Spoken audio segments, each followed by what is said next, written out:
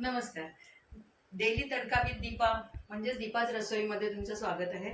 तर आज आपण बनवतोय काळा मसाल्यातला शेवगा म्हणजे शेवगा मसाला. त्यासाठी लागणारं साहित्य आहे अर्थातच उकडून घेतलेल्या शेवग्याच्या शेंगा, या साधारण 1/2 किलो शेंगा आहेत. नंतर 1 टोमॅटो, थोडासा खोबऱ्याचा सुकं खोबरं आहे. हा एक कांदा आहे, त्याला आपण असे 4 काप करून घेतलेत कारण आपल्याला हा भाजून घ्यायचा आहे गॅसवर.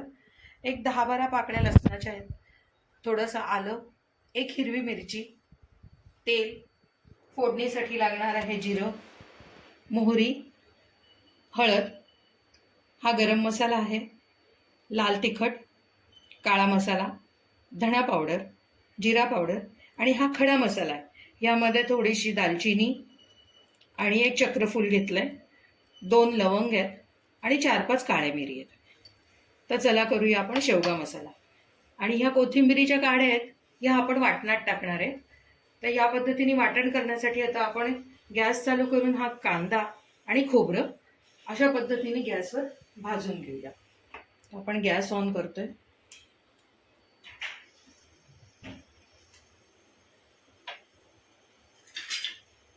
तर हा आपल्याला चांगल्या पद्धतीने भाजून घ्यायचा आहे. वेळ वाचवण्यासाठी आपण खोबरंही ताबडतोब घेऊ भाजून.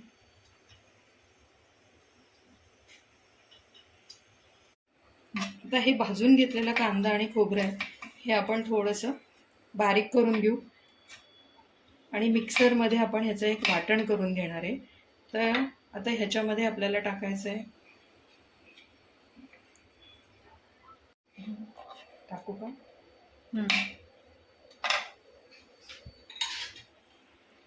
हे आलं, लसूण, ही एक मिरची,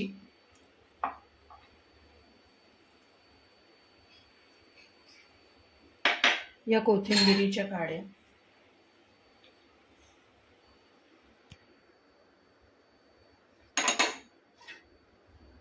हा टोमॅटो आहे, हा पण आपल्याला या वाटणात घालायचा आहे. आणि हा गरम मसाला आहे, हाही आपल्याला या वाटणामध्ये बारीक करून घ्यायचा आहे.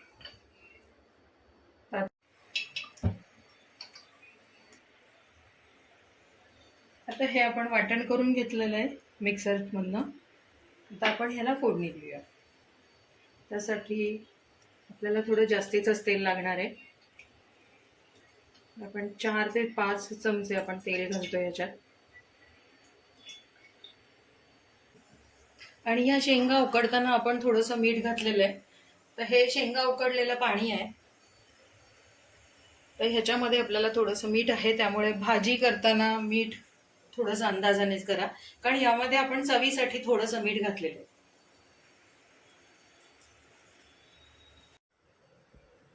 आता आपण टाकतोय जिरं,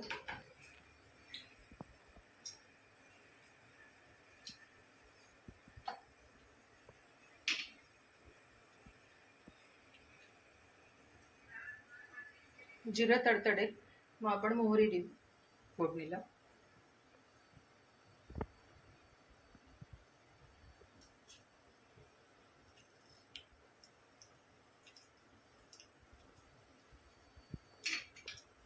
मोहरी मात्र चांगली तडतडली पाहिजे, नाही तर मग ती दाताखाली येते आणि कडवट चव लागते. त्यामुळे मोहरी तडतडू द्यायची चांगली.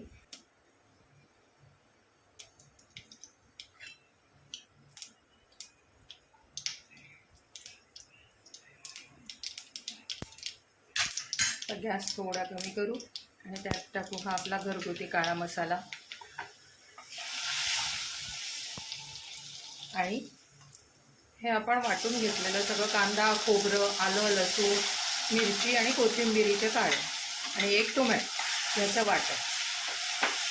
तर आपण हे सगळं आधी परतलेलं आहे, चांगलं भाजलेलं आहे, त्यामुळे जास्त वेळ परतायची गरज आपल्याला लागणार नाही आहे. पण थोडासा लसूण आणि आलं हे कच्चं असल्यामुळे आपल्याला ह्याच्यामध्ये थोडं परतावं लागेल. आणि हे मसाले करपू नये म्हणून आपण याच वाटीमध्ये थोडंसं गरम पाणी घेतोय आणि यामध्ये थोडंसं टाकते, कारण वाटण वाटताना आपण अजिबात पाणी वापरलेलं नाही आहे. हे असं परतून ठेवलेलं वाटण तुम्ही 8 दिवस 10 दिवस सुद्धा फ्रीजमध्ये ठेवू शकता त्यापासनं घाईच्या वेळेला तुम्ही उसळी किंवा दुसऱ्या कुठल्याही रश्श्याच्या भाज्या करू शकता. तर आता आपण ह्याच्यात घालतोय लाल तिखट, एक छोटा चमचा हळद. हळद ही गुणकारी आहे, त्यामुळे प्रत्येक पदार्थामध्ये ती आहे आणि त्याच्यामुळे रंगही छान येतो. एक साधारण 1 चमचा धणा पावडर, अर्धा चमचा जिरा पावडर आणि हा गरम मसाला.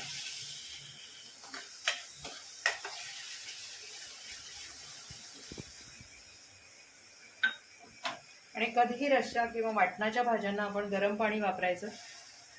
आणि हे मसाले जळू नये म्हणून जर तुम्हाला वाटत असेल खाली लागतंय तर थोडं थोडं पाणी घालायचं, पण गरमच पाणी वापरा. त्यामुळे आपली भाजीची चव व्यवस्थित राहते, चांगली होते. आता ह्याला आपण तेल सुटेपर्यंत परतून घेऊ. हे असं तेल सुटत आलेलं आहे. आता आपण ह्या त्याच्यामध्ये उकडून घेतलेल्या शेवग्याच्या शेंगा, आता आपण शेंगा उकडताना मीठ घातलंय, पण तरी या वाटणासाठी थोडंसं मीठ घालू, त्या अंदाजाने घाला. तर जर कुणाला शेवगा फ्राय म्हणून खायचा असेल तर तुम्ही एक अशीच वाफ आली की लगेच तुम्ही खाऊ शकता. ही अशी पण खूप छान लागते.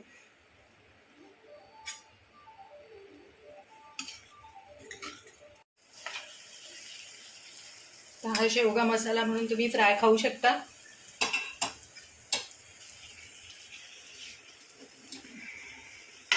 ह्याच्यापासूनच आपण रस्सा करूया. तर हा आपण असा थोडासा बाजूला काढते. कोणाला आवडत असेल तर आपण हा असा शेवगा मसाला म्हणून खाऊ.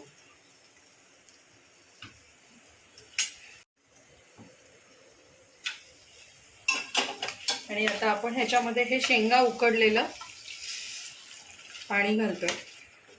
साधारण एवढ्या वाटणामध्ये तुमचे 4 ते 5 लोकांसाठी ही भाजी होते.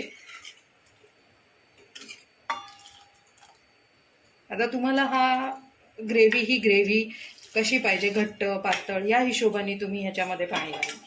वरून थोडीशी कोथिंबीर आणि एक उकळी येऊ देऊ की आपली शेवगा मसाला रेडी.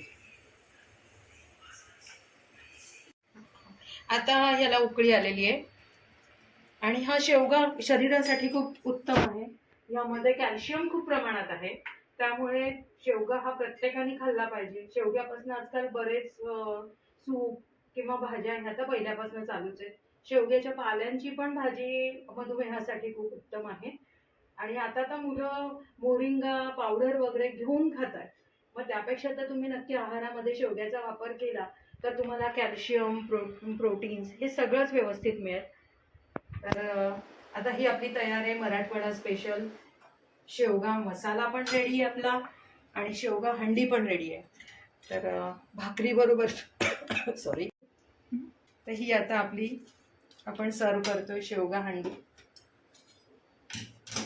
अवश्य करून बघा. माझ्या कमेंटमध्ये नक्की तुम्ही सांगा कशी झाली आहे, तुम्हाला आवडली का माझी रेसिपी. आणि अशाच हेल्दी आणि नवनवीन छान पारंपरिक रेसिपींसाठी माझ्या चॅनलला लाईक करा, सबस्क्राईब करा आणि शेअर करा.